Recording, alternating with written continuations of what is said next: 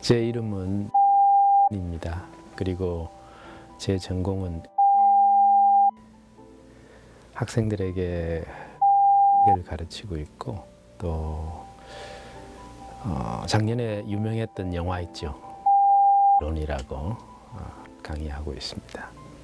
내가 얼마나 학생들과 잘 소통하고 있는가라는 것을 끊임없이 나 자신에게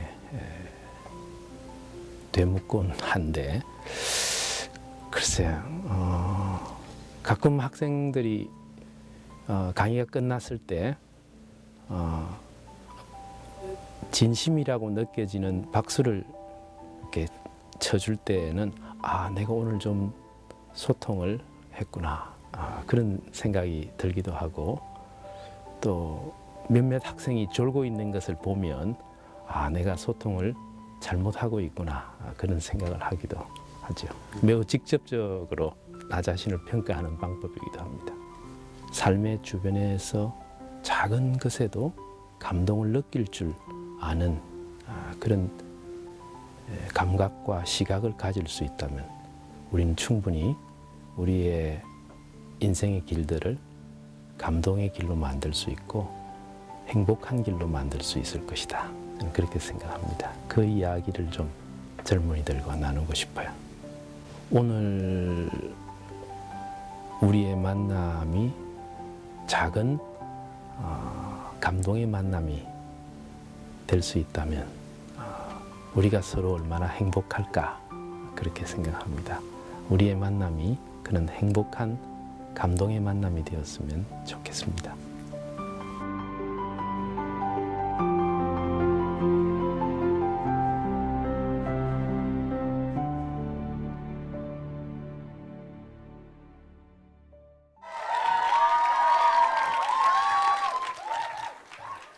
여러분 안녕하세요. 건축학과의 이태원입니다.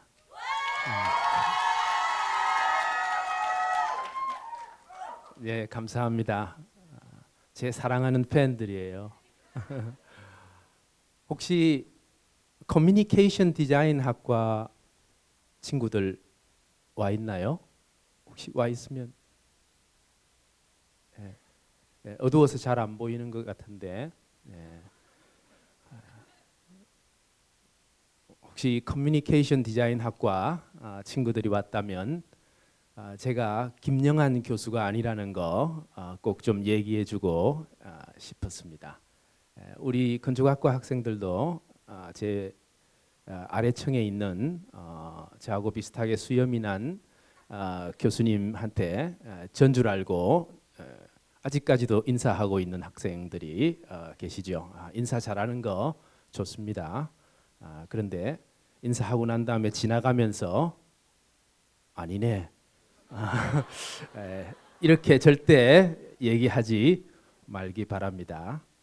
오늘 저는 감동의 길이라는 제목으로 여러분과 함께 시간을 나누고자 합니다. 세상에는 많은 길이 있습니다. 어떤 길들이 있을까요? 이렇게 물 위로 난 길도 있고 그리고 꼬불꼬불 산길에 난 길도 있습니다. 마치 하늘에 올라갈 것 같은 길도 있고요. 뭔가 불가능해 보일 것 같은 길도 있죠. 그리고 산허리를 감아도는 아슬아슬한 길도 있고 그리고 마을 한 복판을 저렇게 구불구불 흐르는 길도 있습니다. 때로는 눈 위를 걸어가야 할 길도 있고 때때로 눈 아래로 가야 할 길도 있습니다. 그리고 숲속으로 끝없이 이어져 가는 꽃길도 있고 해변을 가로지르는 아름다운 기찻길도 있고 그리고 아프리카에 가면 열대 우림 지역에 저렇게 나무 사이에 난 공중에 매달린 길도 있습니다. 그러나 역시 길 중에는 뭐니 뭐니 해도 한국인들이 가장 좋아하고 사랑하는 길이 있다는 것도 알게 되었습니다. 네, 이런 길이죠.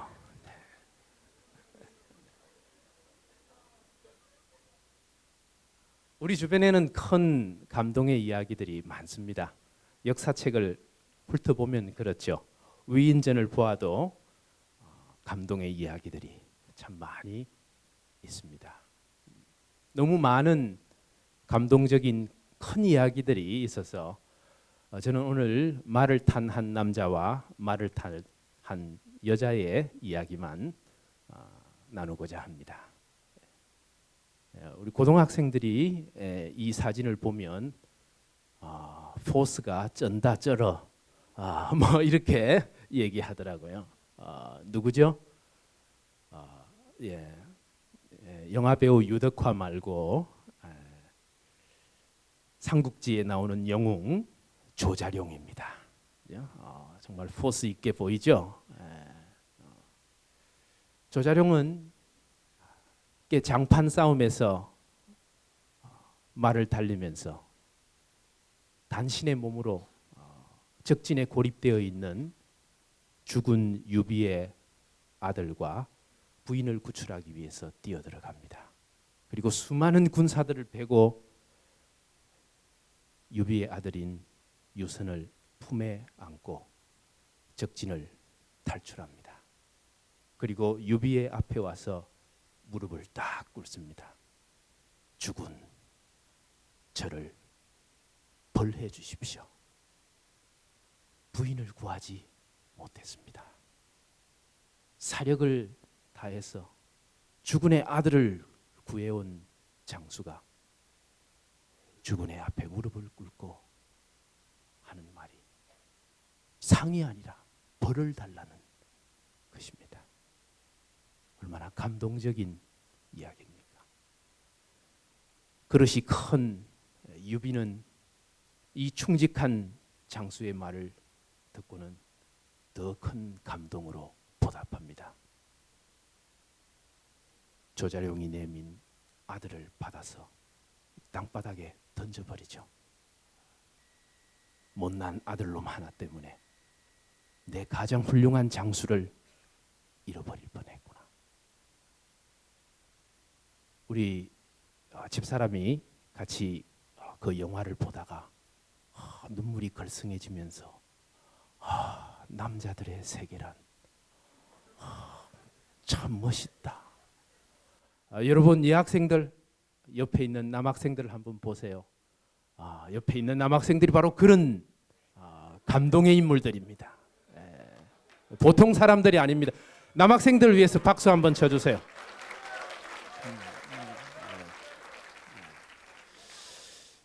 네, 그 이야기를 듣던 우리 빼딱한 둘째 아들이 그러더라고. 팔짱을 딱 끼면서 쇼하고 있네. 뭐 전설에 의하면 그 좋은 장수와 제갈 공명을 갖고도 총나라가 천하를 통일하지 못한 것은 그때 유비가 유선을 집어 던졌기 때문에 땅에 부딪혀서 머리가 많이 나빠져서 그랬다는 이런 얘기가 있기도 합니다. 그런데 이렇게 격렬하게 말을 달리는 이 사나이와는 반대로 매우 조용한 전쟁을 하고 있는 한 여인이 있었습니다. 한 가지 참고적으로 10초 이상 이 화면을 뚫어지게 보고 있으면 눈이 먼다는 전설이 있습니다. 저도 오른쪽 눈이 좀 침침한데요. 어젯밤에 돋보기로 좀 봤더니 네, 이 조용한 전쟁을 하고 있는 이 말을 탄 부인의 이름은 넉자로 무엇일까요? 네, 뭐 잠자는 숲속의 공주? 에마 부인? 네, 아닙니다. 이 부인의 이름은 레이디 고다이버. 11세기 영국 중부 지역 코벤트리 지역을 다스리던 영주 레오플렉의 부인이었습니다. 남편이 하도 세금을 올려대니까 농노들이 죽을 지경입니다. 경건한 기독교인이었던 고다이버 부인은 남편에게 간청합니다. 제발 세금을 좀 내려주세요. 콧방귀도 안 끼죠. 그러나 끊임없이 간청하는 것입니다. 이제 귀찮아진 영주가 그래, 당신이 그렇게 농노들을 사랑한다면 빨가벗고 말을 타고 온 영지를 한 바퀴 돌아보시오. 그러면 내가 세금 감면을 한번 고려해 보리다. 불가능한 얘기지요, 이 당시에. 그런데 레이디 고다이버는 바로 즉시 그 일을 시행합니다.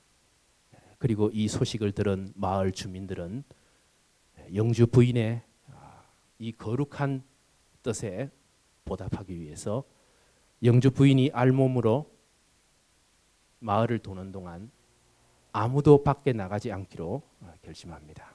그리고 창에는 두꺼운 커튼을 내리게 되죠. 이 알몸 시위는 성공했습니다. 레오플릭은 마음을 바꾸었습니다. 그리고 세금을 내렸습니다. 이 두 부부는 경건한 기독교인으로 살면서 많은 자선과 부재 활동을 하는 사람이 되었습니다. 그리고 이 영주 레오플릭 백작은 가장 인기 있는 영주 중에 한 사람이 되었습니다. 한 여인의 조용한 전쟁은 많은 사람들에게 이렇게 감동을 주고 여러 사람을 행복하게 만들었습니다. 이 고다이버 부인의 시위를 기념해서 세계 3대 초콜릿 중에 하나인 고디바라는 초콜릿 들어보셨습니까? 네, 오늘 이 자리에 참석한 여러분 모두를 위해 이 고디바 초콜릿을 압구정동에 가서 자기 돈으로 사 먹을 수 있는 권리를 드리도록 하겠습니다. 예, 감동입니까? 예. 그러나 이런 큰 감동의 이야기들보다 우리 주변에 있는 작은 감동의 이야기들이 많습니다. 저에게 끊임없이 영감을 주는 작은 감동들은 저의 아들들을 통해서 옵니다. 저는 정말 어렵게 시간상 다 이야기할 수 없지만은 남자가 인생에서 여자에게 큰 감동을 줘야 할 절대적인 시간이 있죠. 언제지요? 프로포즈 할 때 우리 여학생들 감동을 주지 못하는 남자의 프로포즈 절대 받지 마십시오. 우리 남학생들 긴장해서 잘 계획을 한번 세워보십시오. 어떻게 기상천외한 방법으로 자신의 상대에게 감동을 줄 것인가. 어쨌든 저는 감동을 주었습니다. 그리고 우리 회사에서 가장 아름다운 여인과 결혼했습니다. 우리 회사에 여자 한 명밖에 없었거든요. 그리고 보다시피 세 아들을 낳아서 삼육교육을 실천하고 있습니다. 남자가 한 여자에게 세 아들을 낳는다는 거 얼마나 사랑해야 그럴 수 있을까요? 우리 집사람이 큰 아들을 낳았을 때는 신사임당이 되더라고요. 근데 둘째 아들을 놓고 나더니 조폭이 되더라고요. 차려! 들어가! 엎드려 받쳐! 뭐 이렇게 하더니 아들 셋을 낳더니 무술인으로 변하더라고요. 앞에 있는 국술원에 나가기 시작하더니 매일 아침 쌍절곤을 열심히 연마해가지고 그 다음부터 손도 안 대고 애들에게 이리 와! 엄마가 쌍절곤만 들면 그냥 아들들 찍소리도 못하는 것입니다. 다 자라고 난 지금은 수도인이 되고 있습니다. 참 이것은 한 가지 참고적으로 삼육교육에도 등급이 있다는 사실을 아십니까? 혹시 들어보지 못한 교수님들이 계시면 참고해 주시기 바랍니다. 아들 둘에 딸 하나를 이렇게 두어서 3명을 교육시키는 거, 이게 중등 삼육 교육이라고 하죠. 그죠? 딸 둘에 아들 하나 이렇게 셋을 기르는 거 초등 삼육 교육입니다. 그리고 딸만 셋을 기르는 거 하등 삼육 교육이라고 하죠. 아들 셋을 기르는 거 뭘까요? 참교육, 참교육이라고 하는 것입니다. 예언의 신에 나오더라고요. 세 자녀 지도법 103페이지 거기 밑에 보니까 제가 낙서한 게 있더라고. 인쇄된 건 아니고요. 어느 날 제가 일을 마치고 집에 들어갔습니다. 늦은 밤이었습니다. 조용했습니다. 현관문을 열고 들어가니까 우리 집 민키가 뛰어나와요. 쉿. 개입니다. 쓰다듬어 주고 안방으로 들어갔습니다. 조용한 숨소리만 들렸어요. 우리 아들들이 하나는 쫙 이렇게, 하나는 차렷 자세로, 하나는 기도하는 자세로 자고 있는 겁니다. 하나씩 뺨에다가 입을 맞추어 주고 귀에다가 사랑한다고 속삭여줬습니다. 아빠의 수염이 닿으니까 간지러운지 얼굴을 찡그리는 것입니다. 저는 그때 제 어린 시절이 생각났습니다. 우리 아버지가 술을 한잔 하고 오셔서 그 따가운 수염을 제 볼에 부비던 기억이 났습니다. 그날 밤 저는 그 아버지의 수염이 몹시 그리워졌습니다. 저는 아버지께 한 번도 아빠라고 불러본 적이 없거든요. 아버지라는 아주 메마른 호칭으로만 불러드렸습니다. 그래서 내가 결혼해서 아이를 낳고 나면 꼭 아빠라 부르게 하겠다, 이런 결심을 했던 생각도 납니다. 아버지에게 한 번도 사랑한다고 말씀해 드린 적이 없었습니다. 그리고 한 번도 사랑한다고 들어본 적도 없었습니다. 그러나 그날 밤 제 수염이 따가워서 찡그리는 아이들을 보면서 저는 오래전에 우리 아버지가 그 따가운 수염을 제 볼에 부비면서 사랑한다고 여러 번 말씀하셨다는 사실을 깨닫게 되었습니다. 아버지가 갑자기 돌아가시는 바람에 저는 아버지 앞에서 사랑한다는 말을 해드릴 기회가 없었습니다. 사람이 죽을 때 가장 늦게까지 남아있는 것이 청각이라고 하죠. 그래서 의식이 희미해져가는 아버지의 귀에 대고 말씀드렸습니다. 아버지, 사랑합니다.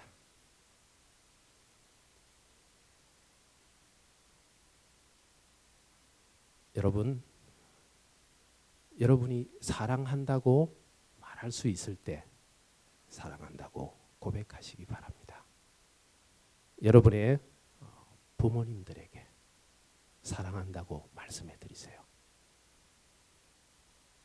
아마 그것은 여러분의 아버지 어머니께 가장 큰 감동이 될 것입니다.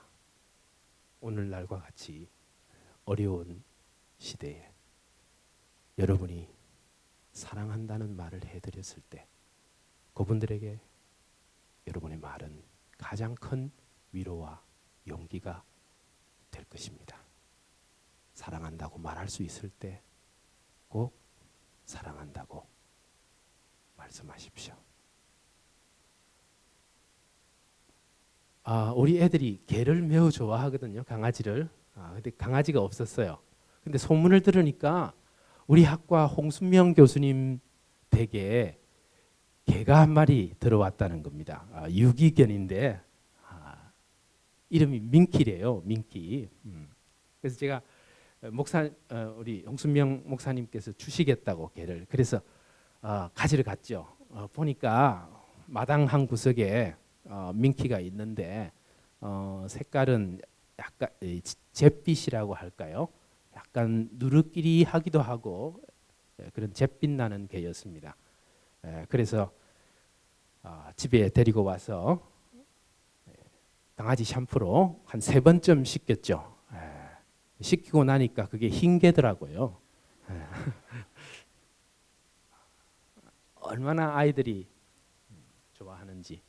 근데 얘가 영리하고 아주 좋은 개인데 한 가지 문제가 있는 게 온 가족이 집을 비우면 문제를 일으킨다는 겁니다. 오줌을 싼다든지 똥을 싸놓는다든지 이런 거 있죠. 근데 어느 겨울날이었습니다. 우리 온 가족이 교회 갔다 왔는데 드디어 민키가 일을 낸 것입니다. 우리 침대에 올라가서 똥을 쫙 싸놓은 것입니다. 우리 집 사람 무섭거든요. 아까 무술인 됐다 그랬잖아요. 그냥 폭발한 겁니다. 아들 셋 키우기도 힘든데 숙계까지 들어와가지고 어디다가 똥을 GSK 당장 쫓아내야 된다고 그대로 민키를 번쩍 들더니 현관으로 걸어가기 시작하는 겁니다. 그 분위기는 겨울 날씨보다 더 싸늘했습니다. 다 경험하셨잖아요. 부인들 화날 때 썰렁한 거, 쌀쌀한 그죠? 큰아들 그냥 저도 속수무책이고 우리 큰아들은 고개 푹 숙이고 둘째 아들은 자기 방에 뛰어 들어가서 눈을 가리고 근데 그때 안 돼! 안 돼! 누가 거실이 찌렁찌렁 울리도록 소리를 지르는 겁니다. 우리 4살짜리 막내였습니다. 그리고는 엄마 앞을 딱 가로막는 겁니다. 안 돼! 갑자기 반항을 하니까 엄마도 화들짝 놀래가지고 그 자리에서 딱 서버린 겁니다. 그러더니 엄마 손에 있는 그 큰 개를 탁 낚고채가지고 자기가 안습니다. 근데 개하고 거의 크기가 비슷하대거든요. 그걸 끙끙 들고 이리 내놔! 엄마가 소리치니까 안 돼! 그리고 더 힘주어서 민키를 안는 겁니다. 저는 더 이상 그걸 지켜볼 수가 없었습니다. 그래서 작은 아들에게, 막내 아들에게 다가가서 네가 제일 의리 있구나. 민키를 받아서 베란다에 내려놨습니다. 저는 그때 제 막내 아들이 그렇게 자랑스러울 수가 없었습니다. 저는 막내 아들을 번쩍 안아 올려서 제 품에 꼭 안았습니다. 갑자기 뜨거운 게 가슴 속에서 울컥 올라왔습니다. 그리고 눈물이 왈칵 쏟아졌습니다. 집 사람이 갑자기 놀래가지고 다가왔습니다. 집 사람 어깨 위로 제 눈물이 뚝뚝 떨어져 내렸습니다. 저는 그때 제 아들을 안고 있은 게 아닙니다. 저는 화난 엄마 앞에 두 팔을 벌려서 막아서는 제 막내 아들의 모습 속에서 아버지의 집에서 죄짓고 쫓겨나는 인간을 가슴에 끌어안고 아버지 앞에 양팔을 벌리는 예수님의 모습을 봤습니다. 저는 제 아들을 안고 있은 것이 아니라 그때 예수님을 안고 있었습니다. 저는 그때 예수님의 품에 안겨 있었습니다. 그 일은 저에게 깊은 영적 감동을 주었습니다. 하나님이 세상을 이처럼 사랑하사 독생자를 주셨으니 이는 누구든지 저를 믿는 자마다 멸망치 않고 영생을 얻게 하려 하십니다.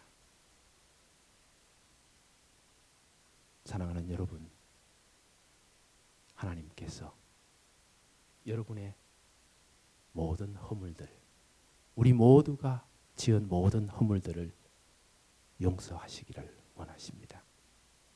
그리고 그것을 믿는 사람에게는 영생을 주시겠다고 약속했습니다. 여러분, 이 약속에 동참하시는 여러분들이 되기를 바랍니다. 이제 마지막 얘기 하나 하겠습니다. 우리 셋째는 저에게 영감의 원천입니다. 우리 집사람이 굉장히 이렇게 바쁘고 이렇게 다혈질적으로 일하는 사람이라 막 아침에 정신없이 일을 합니다. 옆에는 현관 앞에는 쓰레기 봉투 2개가 이렇게 놓여 있었습니다. 왜 여러분들 엄마들이 그 하시는 거 있잖아요. 쓰레기 봉투에 막 꽉꽉 눌러 넣어 가지고 입구까지 더 이렇게 한 용량의 1.5배는 더 이렇게 튀어나오게 해갖고 테이프로 이렇게 막 칭칭 감은 거 있죠, 그죠? 그렇게. 그리고 막 일하다가 막내를 돌아보면서 쓰레기 못 버리겠지? 5살짜리가 무슨 쓰레기를 버리겠냐? 이러면서 다시 집안일을 합니다. 근데 갑자기 뒤가 조용해요. 그래서 엄마가 딱 돌아보니까 막내가 없어진 것입니다. 상훈아 막 불렀는데도 대답이 없어요. 그래서 혹시나 하는 생각에 현관 앞을 딱 보니까 쓰레기 봉투 2개가 없어져 버린 겁니다. 엄마는 직감적으로 앞 베란다로 뛰어갔습니다. 그리고 밑을 내려다보았습니다. 11층 아래에 막내가 커다란 쓰레기 봉투 2개를 끙끙거리고 들고 가고 있는 것입니다. 힘이 드는지 들었다 또 놓았다 하면서 차가 올 때는 피하고, 엄마는 그 모습을 보고 안타까워서 견딜 수가 없었습니다. 그래서 그대로 달려나가서 그냥 엘리베이터를 누르고 뛰어들었습니다. 근데 이럴 때 왜 엘리베이터는 위로 올라가는 걸까요? 19층까지 올라갔다가 엘리베이터가 1층에 섰습니다. 문이 열리자마자 단거리 선수처럼 엄마가 달려나갔습니다. 막 뛰어가는데 벌써 저쪽에서 쓰레기 봉투를 버리고 막내가 걸어오고 있는 것입니다. 엄마는 달려가서 아들을 꼭 안았습니다. 우리 아들 팔 아프지? 그때 반쯤 썩은 앞니빨을 커다랗게 드러내면서 우리 막내 아들이 활짝 웃었습니다. 내가 엄마 도와주려고 그런 거야. 집사람은 막내를 꼭 껴안았습니다. 그리고 제가 퇴근하고 왔을 때 오늘 막내 아들이 자기에게 준 감동을 얘기하면서 또 한 번 더 울었습니다. 저는 우리 막내 아들 그 작은 손을 제 뺨에 오래오래 대고 있었습니다. 여러분, 우리 대학은 봉사로 유명한 대학입니다. 봉사상을 받기도 많이 했고, 그러나 우리가 하는 봉사 가만히 생각해 보면 그리 큰 일이 아닙니다. 우리가 했던 봉사, 마더 테레사가 한 봉사 같이 큰 봉사가 아닙니다. 우리가 하는 봉사, 슈바이츠가 했던 것처럼 그런 큰 봉사가 아닙니다. 그러나 우리가 하는 작은 봉사를 바라보시고 허무해하시고 그 봉사에 감동하는 분이 계십니다. 나의 모든 행위가 주 앞에 있습니다. 라고 시편 기자는 이야기합니다. 우리의 모든 행위가, 우리의 모든 봉사가, 우리의 작은 선행이 하나님 앞에 있습니다. 하나님께서 그것을 귀하게 보십니다. 엄마가 11층 위에서 아들이 들고 가는 그 쓰레기 봉투를 든 아들의 그 뒤뚱거리는 모습을 안타까운 마음으로 바라보시고 그리고 큰 감동을 받는 것처럼 우리 하나님께서 여러분이 여러분 주변의 사람들을 향해서 베푸는 작은 봉사와 작은 일에 감동하십니다. 우리의 작은 봉사를 우리의 이웃들에게 베푸시는 여러분들이 되기를 바랍니다.